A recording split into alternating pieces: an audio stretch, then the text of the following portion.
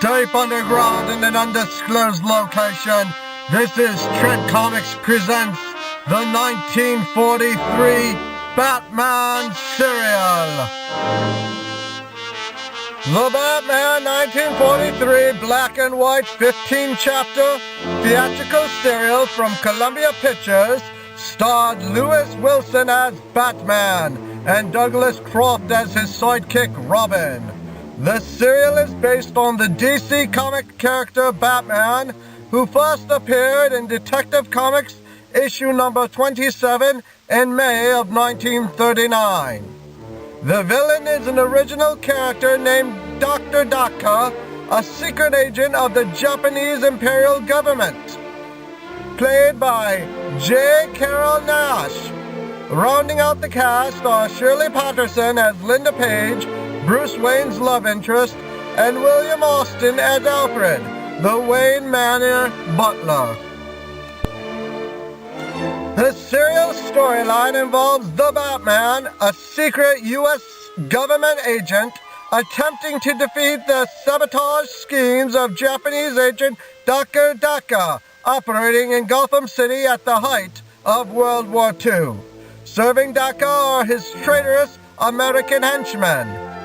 Batman is notable for being the first appearance on film of Batman and for debuting serial story details that quickly became permanent parts of the Batman comics mythos. The Batcave and its secret entrance through a grandfather clock inside Wayne Manor. The serial also changed the course of how Alfred Pennyworth's physical appearance was depicted in Batman stories. At the time Batman was released in theaters, Alfred was a portly gentleman in the comics. Subsequently, issues suddenly portrayed Alfred as a trim and sporting a thin mustache, following actor William Austin's portrayal of the character. The serial was a commercial success, and in 1949, 4 years after World War II, spawned another Columbia chapter serial entitled Batman and Robin. The entire first Batman serial was re-released theatrically in 1965 as an evening with Batman and Robin and proved very popular.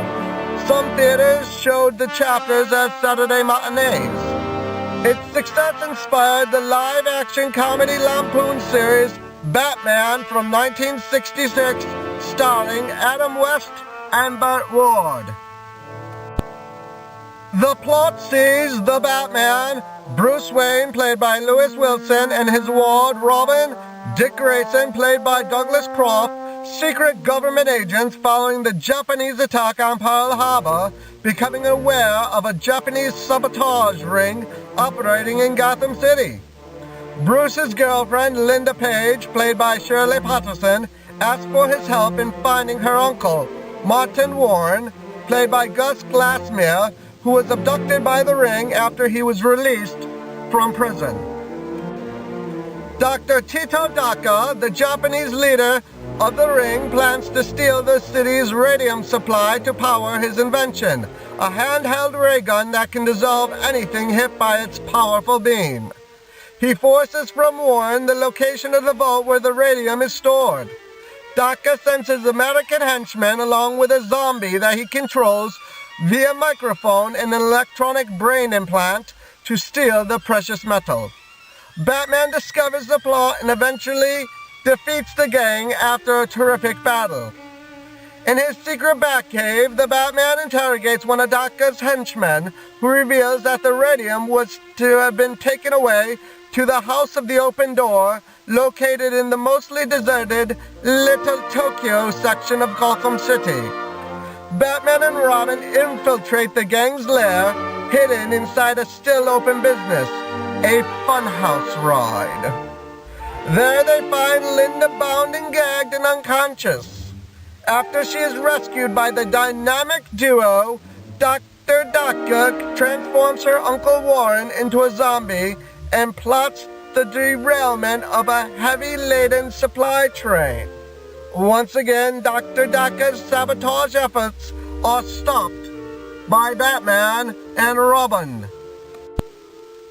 Traps and counter-traps follow with breathtaking rapidity in the chapters that follow, as the dynamic duo continue to thwart the plans of the Japanese agent and his henchmen.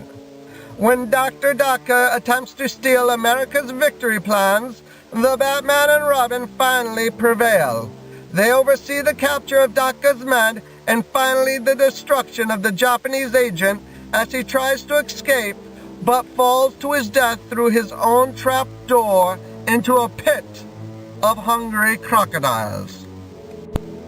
The Batman 1943 serial was made at the height of World War II and, like numerous works of popular American fiction at the time, contains anti-Axis power sentiments, in this case anti-Japanese ethnic slurs and comments. Like any other contemporary serials of its time, the Batman also suffered from a low budget. No attempt was made to create the Batmobiles, so a black 1939 Cadillac Series 61 convertible was used, chauffeured by Alfred when Bruce Wayne and Dick Grayson were either in their civilian or alter ego identities. It is driven top up when it is in the Batmobile and top down when it is in Bruce Wayne's car. While many serials made changes as part of their adaptation, to the extent that they were often improved upon out of recognition, Batman fared better than most and changes were minor. In this serial, special utility belts were worn but never used. The villain was not taken from the comic stories, and there was no Batmobile per se, and Batman was a secret agent of the government instead of an independent crime-fighting vigilante. This last change was due to the time period's film censors who would not allow the hero to be seen taking the law into his own hands. And now, without further ado, Tread Comics is proud to present the 1943 Batman movie serial, Chapter 2, The Bat's Cave.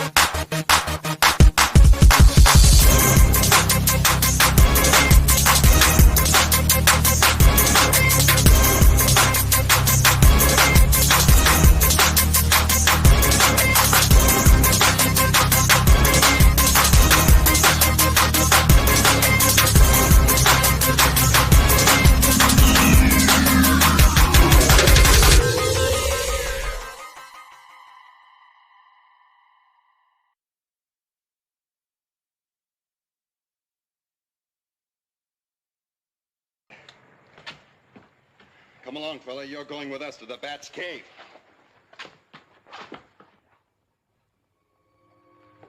Here we are, home sweet home. Make our friend comfortable. Don't you like our little place? We think it's very cozy. What were those? Just some of my bats. Hope they didn't disturb you, but you see it's nearing their feeding time. You don't mind being left here alone with them, do you? I'm sure he won't. Wait a minute. Don't leave me here alone. I'll talk. I'll tell you everything I know.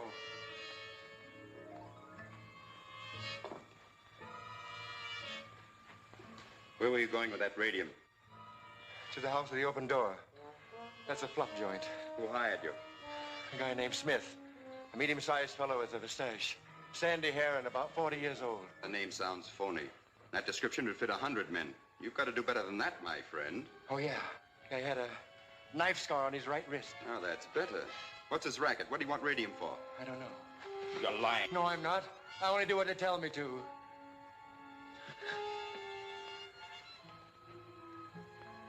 Don't press that. Ah, what do you know about this?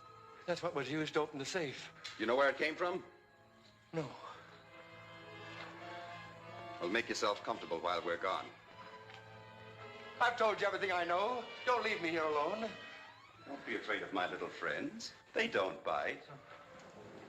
That is, unless I tell them to.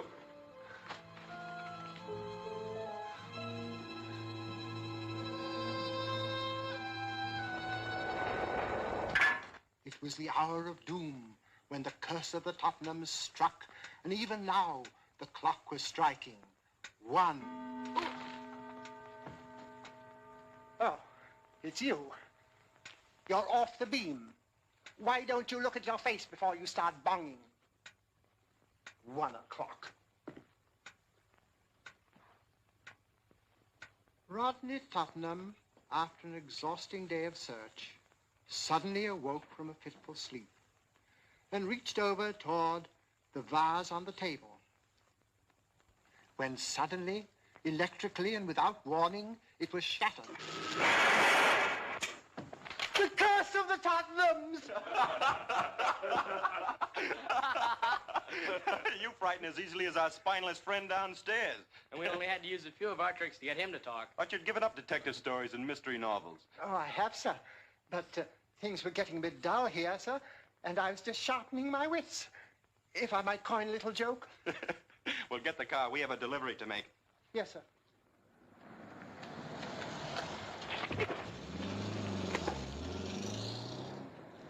Night, boys. Oh. Ain't there nothing sacred to them drunks? Right in front of the station. Oh.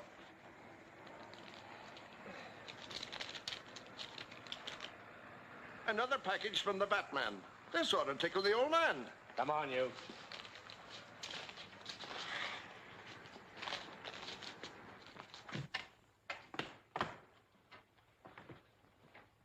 Well, here he is, Cap. And this note was pinned on him.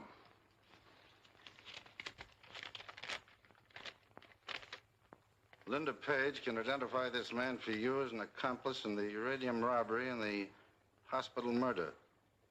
Batman. You know, sometimes I wonder what you two birds would do if you didn't have the Batman to help you out.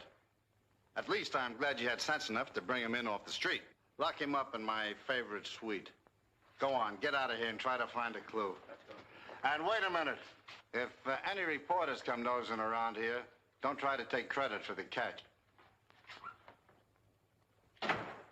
I'll do that myself.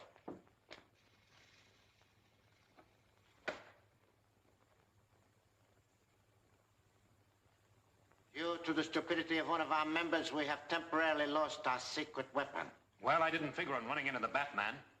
The Batman, a bungling amateur. I have made plans to take care of him, but my first objective is to get back our radium gun. It was lost at the Gotham City Foundation. An employee perhaps may have found it. A young lady, Miss Linda Page, who happens to be Wine's niece, is employed there. She would know. Then let's question her. We will arrange a meeting with her to discuss this matter in private. You think you can fool that Page dame?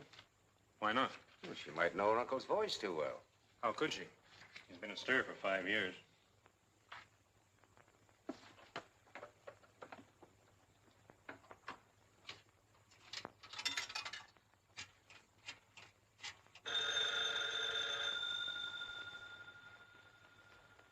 Dr. Borden's office? Hello, Linda.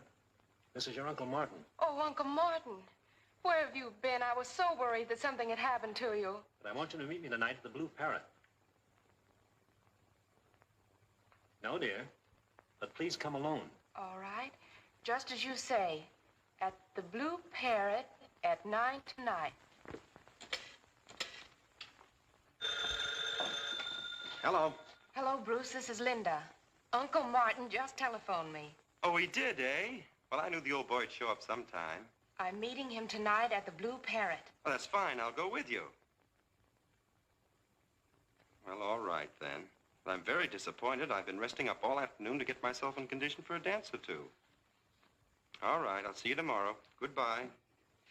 But he called on me today to meet her at the Blue Parrot. He wants her to go alone, and I don't like that. Well, that doesn't stop us from going there by ourselves, though, does it? Not a bit.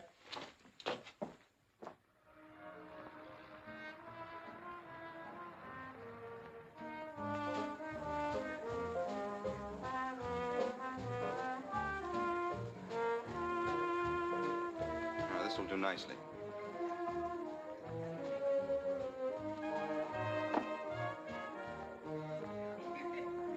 She's sitting over there. Her uncle hasn't shown up yet. We go over and say hello? No, she made it plain she didn't want us. Beg your pardon. A phone call for you, Miss Page, and Mr. Warren. The phone's on the left. Thank you.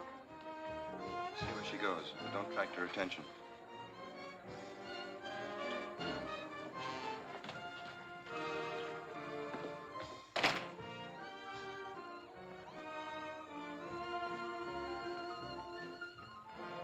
Hello. Hello, Uncle Martin. This is Linda.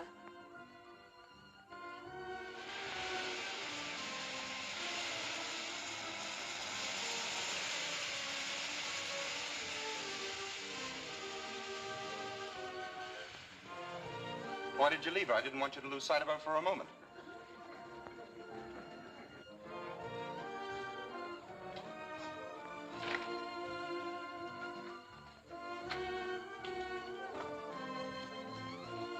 She's gone.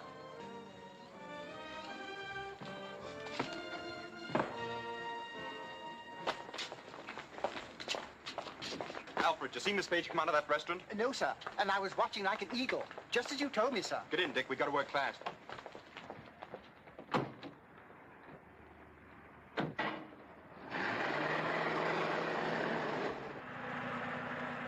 Where are we going, Bruce? We're paying a little visit to the House of the Open Door.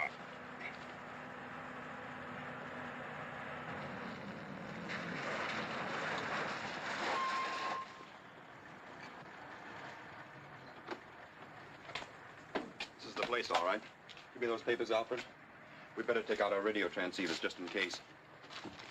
May I go along, sir? You'll be more help if you stay here. Oh, but if trouble comes, I'd be a great help. I'm strictly, as you say, on my heels, sir. You mean on your toes, Alfred? Oh, yes, that's it, sir. On my toes. Go ahead.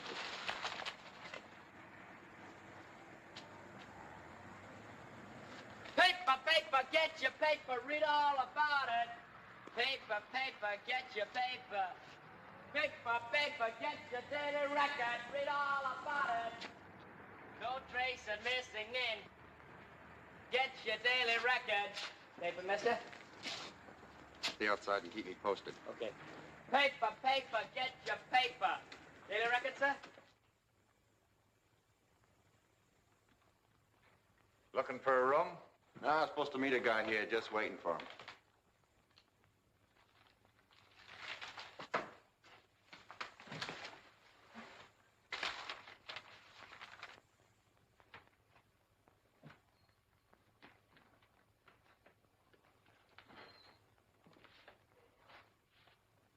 Paper, mister?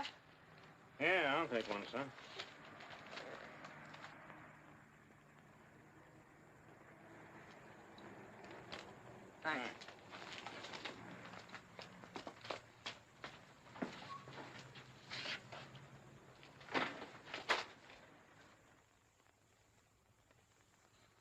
Bruce. Yes? Man with scar on wrist just entered. Good work, Robin. How about a bid? Got anything on the top floor? You'll have to register. That's the law. All right.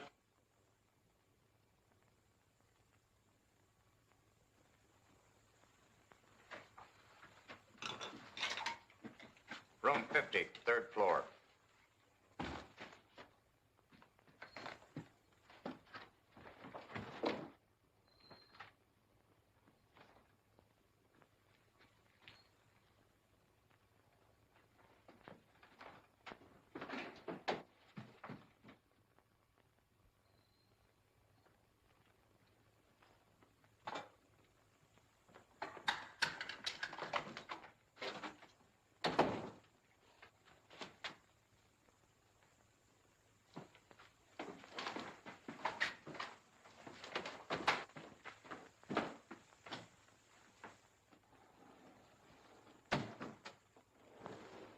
She won't tell us a thing. She'll talk all right, don't worry. Bring that lamp over here. Paper, mister? Let's get back to the car. We've got to work fast. Alfred, as soon as we change the Batman and Robin, pull down the alley and around to your left. Yes, sir.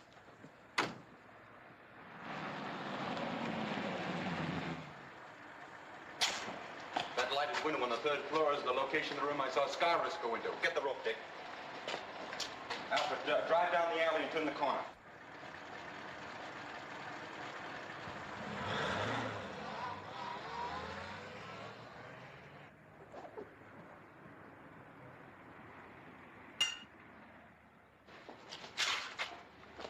Well, let's take it.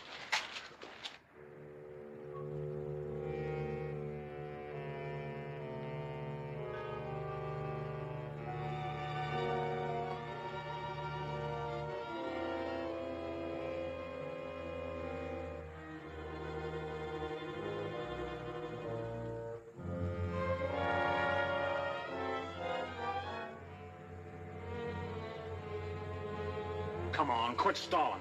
Where's that radium gun? I don't know anything about it, I tell you.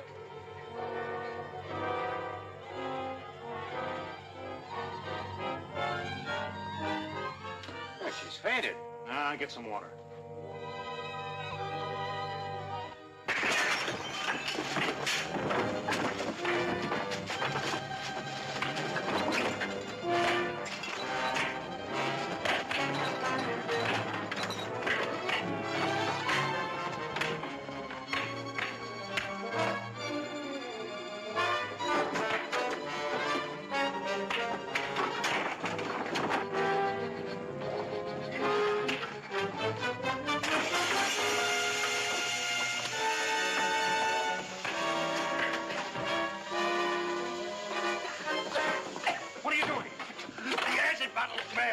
Watch that door. I'll cover the window from upstairs. We've got to get her out of here. No, not that way. Wouldn't stand a chance. Out the window. Go ahead. I'll follow you.